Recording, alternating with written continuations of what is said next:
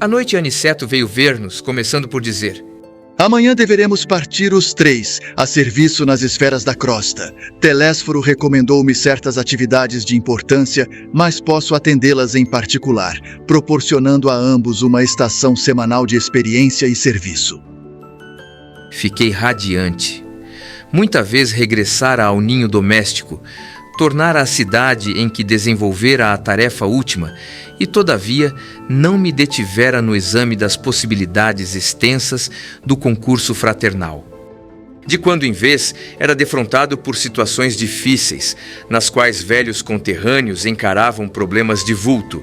Entretanto, sentia-me incapaz de auxiliá-los eficientemente na solução desejável. Faltava-me técnica espiritual para fazê-lo. Não tinha bastante confiança em mim mesmo. Deixando perceber que ouvira meus pensamentos profundos, Aniceto dirigiu-me a palavra de maneira especial, asseverando: Você, André, ainda não pôde auxiliar os amigos encarnados porque ainda não adquiriu a devida capacidade para ver. É razoável.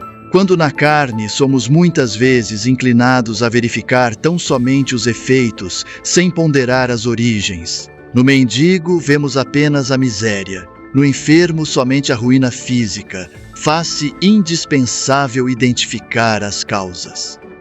Depois de meditar alguns momentos, prosseguiu: Procuraremos, contudo, remediar a situação. Amanhã, pela madrugada, você e Vicente apareçam no gabinete de auxílio magnético às percepções, que fica junto ao centro de mensageiros. Darei as providências para que vocês alcancem o necessário melhoramento da visão. Peço-lhes, todavia, receberem semelhante auxílio em prece. Roguem a Deus lhes permita a dilatação do poder visual. Compenetrem-se da grandeza desse dom sublime e, sobretudo, enviem à majestade eterna um pensamento de consagração ao seu amor e aos seus serviços divinos. Não desejo induzi-los a atitudes de fanatismo sem consciência. Não podemos abusar da oração aqui, segundo antigas viciações do sentimento terrestre. No círculo carnal, costumamos utilizá-la em obediência a delituosos caprichos, suplicando facilidades que surgiriam em detrimento de nossa própria iluminação. Aqui, todavia, André, a oração é compromisso da criatura para com Deus, compromisso de testemunhos, esforço e dedicação aos superiores desígnios. Toda prece entre nós deve significar, acima de tudo, fidelidade do coração.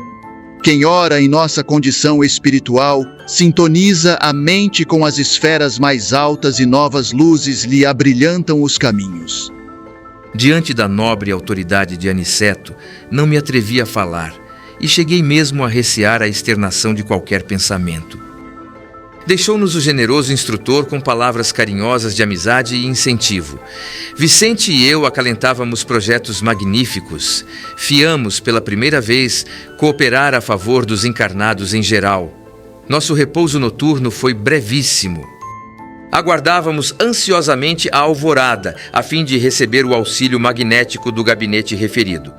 Poucas vezes orei com a emoção daquela hora. Os esclarecidos técnicos da instituição colocaram-nos primeiramente em relação mental direta com eles e, em seguida, submeteram-nos a determinadas aplicações espirituais que ainda não posso compreender em toda a extensão e transcendência. Observei, contudo, que a colaboração magnética não nos retirava o sentido consciencial e aproveitei a oportunidade para a oração sincera, que era mais um compromisso de trabalho que ato de súplica propriamente considerado. Decorrido certo tempo, fomos declarados em liberdade para sair quando nos prouvesse. A princípio, nada notei de extraordinário, embora sentisse dentro do coração nova coragem e alegria diferente. Experimentava bom ânimo até então desconhecido. Meus sentidos da visão e da audição pareciam mais límpidos. Aniceto, que se mostrava muito satisfeito, esperava-nos no centro, marcando a partida para o meio-dia. Ansioso, aguardei o instante aprazado. Não nos ausentamos de nosso lar como os viajores terrestres, geralmente carregados de matalotagens e volumes diversos. Aqui toda a nossa bagagem é a do coração. Na terra, malas, bolsas, embrulhos, mas agora devemos conduzir propósitos, energias, conhecimentos e, acima de tudo, disposição sincera de servir. Alguns companheiros presentes riram-se com gosto. Nesse instante, nosso orientador fez algumas recomendações. Designou colegas para a chefia de turmas de aprendizado, estabeleceu programas de serviço e notificou que voltaria à colônia diariamente por algumas horas, deixando-nos Vicente e eu nos serviços da crosta em trabalhos e observações que deveriam prolongar-se por toda a semana. Despedimo-nos dos camaradas de luta repletos de esperança. Era a nossa primeira excursão de aprendizado e cooperação aos semelhantes. Quando nos puséramos a caminho, nosso instrutor observou: Creio que a viagem para vocês será diferente. Certo, estão habituados à passagem livre, mantida por ordem superior para as atividades normais de nossos trabalhos e trânsito dos irmãos esclarecidos em vésperas de reencarnação. Como assim? Pois não sabia? As regiões inferiores entre nosso lar e os círculos da carne são tão grandes que exigem uma estrada ampla e bem cuidada, requerendo também conservação, como as importantes rotas terrestres. Por lá, obstáculos físicos, por cá, obstáculos espirituais. As vias de comunicação normais destinam-se a intercâmbio indispensável. Os que se encontram nas tarefas da nossa rotina sagrada precisam livre trânsito, e os que se dirigem da esfera superior à reencarnação devem seguir com a harmonia possível, sem contato direto com as expressões dos círculos mais baixos. A absorção de elementos inferiores determinaria sérios desequilíbrios no renascimento deles.